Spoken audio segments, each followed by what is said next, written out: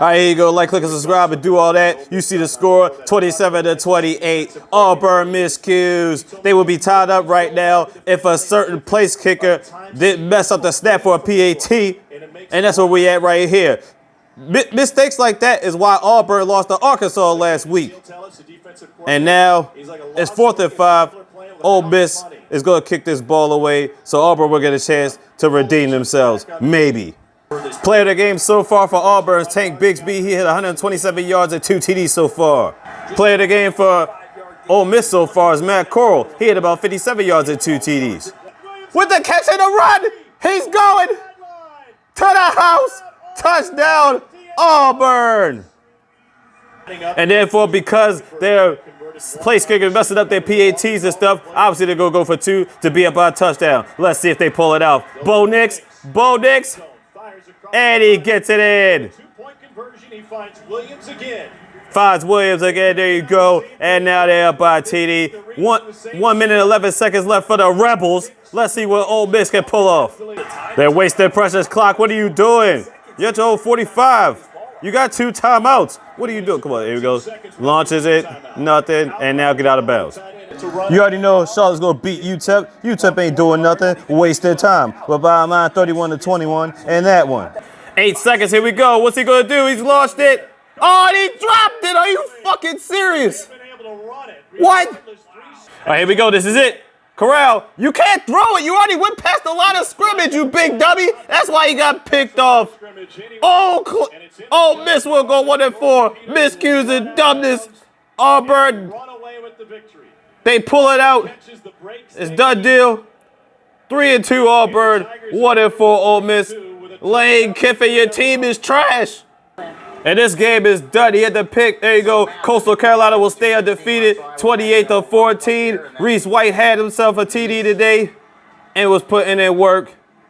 And there you go. All they got to do is just run it out and call it quits. Done deal in this one. Yeah, Coastal Carolina, they stayed undefeated solely because they beat my Cinderella team, the Raging Cajuns, who just happened to win against UAB yesterday. But anyway, there you go. Coastal Carolina beating Georgia Southern, and that's how it goes down. It was a close game until the 4th quarter. Midway 4th quarter, they started causing extra mayhem. And look at this, as you can see, the Big Ten is back. Look at Rutgers. They try so hard not to be Winchester Court Justice no more. Look at them, they're up 38-20 on Michigan State. The Spartans. Isaiah Pancho, whatever his name is for Rutgers, he's the player of the game. He's got about 2 TDs for them. But Michigan State had 5 turnovers. Rutgers defense is looking like fire to them niggas. What the heck is going on, Rutgers? They up 38-20. Michigan State still got ball, but they ain't doing nothing. But I think they threw a flag on that. And there you go. More Big Ten stuff, as you can clearly see. But bottom line is, everybody was waiting for Ohio State, the Buckeyes, to come back. And Nebraska did whatever they could. But bottom line is, the Buckeyes went Buckeye on them. 51-17. And that's done deal right there, as you can clearly see. We already know everybody been talking about Justin Fields. We know he was going to go ridiculous on them. And that's exactly what happened here. Michigan State just scored. They only beat down by 10. Now let's look at some Kansas State-Kansas action. We already know who won this game. Come on, look at Will Howard, 17 for 24, 242 yards and 2 TDs. But we already know the score. We're just going to let it show up. Let's just wait for the score to show up because you already know what time it is. Because we all know Kansas is a basketball team, not a football team. They waste their time on the field. Look at this abuse. 55-7. We already know Kansas is trash. 0-4. Completely going to go 0-5. They've been trash since 2008. And it still ain't going to change.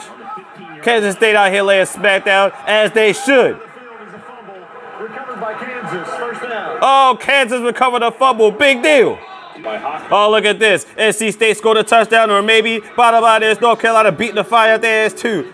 48-14. They ain't doing nothing with that. We know it's 6 minutes left, but ain't nobody gonna do nothing with this. Yeah. Big deal. He scored 21. All right. The bottom line is North Carolina wanted it more. It was Tar Heels over the Wolfpack. So therefore, that's the bottom line in this one. They will go up 4-1. Wolfpack falls to 3-2. My bad. They'll go up to 4-1. Wolfpack will fall to 4-2. So there you go. Trying to keep up with the ACC standards, obviously. And speaking of the ACC, you already know what time it is with Trevor Lawrence and all the company. Bottom line is Syracuse tried their hardest to keep up, but then Clemson got it carried away. Big part to Trevor Lawrence as usual, 47-21. The Orange men got the pulp squeezed out of them by the Tigers. So bottom line is that's how that's going down. 4 minutes and 40 seconds left. You already know what it is. Laying the smackdown. Oh, yeah. Oklahoma said we had enough of the BS, so we gonna lay smackdown. Oh, it's 30 to what? They just scored. TCU scored. Horned Frogs. Bottom line is they stomping on Horned Frogs. Yeah, 30-14. But at the end of the day, Sooner Nation, Jim Ross must have came down there, gave him the talking to. You already knew what time it was. Lincoln Riley said enough was enough, and it's time for a change. And there you go. The Sooners will be finishing laying smackdown 30-14. The Sooners will go 3-2. TCU goes to 1-3. And as you can see right here, Louisville laying the smackdown on Florida State. Jordan Travis did everything he possibly could, but it wasn't enough, and he threw a pick early in the game. But bottom line is he tried to rebound from that. But as you can see, 48-16, the Cardinals laying a smackdown on the Seminoles. And by the way, any Army fans out there, you already know it's no surprise here, laying a smackdown on Mercer, 49-3, giving them the business. All right, let's look at the stats of his coach's stats. 4th in the program overall, doing all this other stuff. You know, a lot of guys talk about that. But So that's Rutgers' program. But Chris Ash, you know, they Yeah. taught those guys how to work. And Greg can So there you go with that. going forward. Buck 20 left in this game. For some reason, I guess, did they even go for the 2 or did they try to get a PAT and miss or something? Because they should be down by 10, but they're down by 11. So basically, what's going to have to happen, they're going to have to get a score, a 2-point conversion, and a field goal. And I don't see all that happening in a minute and 12 seconds, which means even if you do that, you still would have to get the onside kick. Here we go, 4th and 4. What y'all gonna do? Spartans. He made the catch. But they don't got no timeouts left. They need to hurry up and they're gonna do something. And it's picked off. So at least for the first game of the season, Rutgers are not Winchester Court Jesters. They've actually pulled this out and they beat Michigan State. Is that the first time Michigan State has lost a season opener? And it was happening with Rutgers? Really?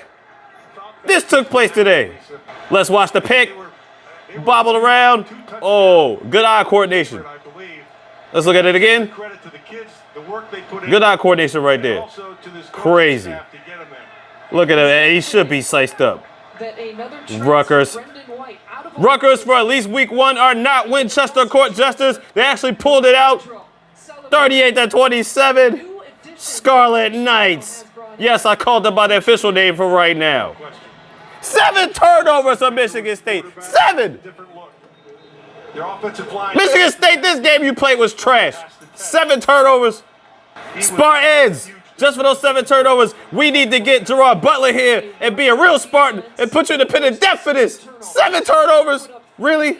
And there you go, Memphis on fire. You knew they wasn't going to lose no tempo. They said hell no with all that. 40-29, give it business.